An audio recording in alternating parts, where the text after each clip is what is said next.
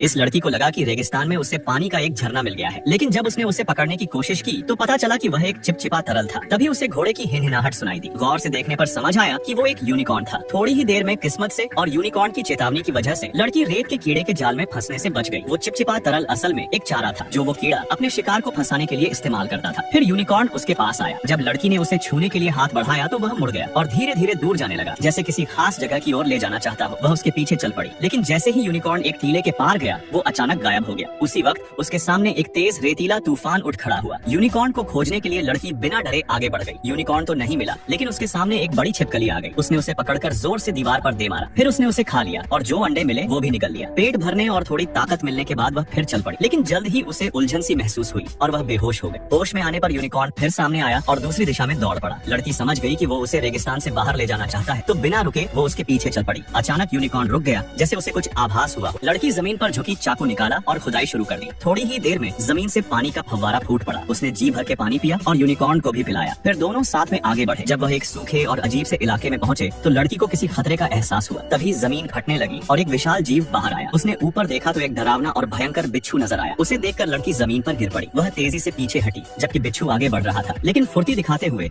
वह बार बार उसके वारों से बचती रही। तभी यूनिकॉर्न उसकी हिफाजत के लिए आगे आया और बिच्छू पर हमला कर दिया, लेकिन बिच्छू ने अपने नुकीले पंजों से यूनिकॉर्न को घायल कर दिया। यह देखकर लड़की का गुस्सा फूट पड़ा और उसने अपनी जादुई ताकत का इस्तेमाल कर डाला।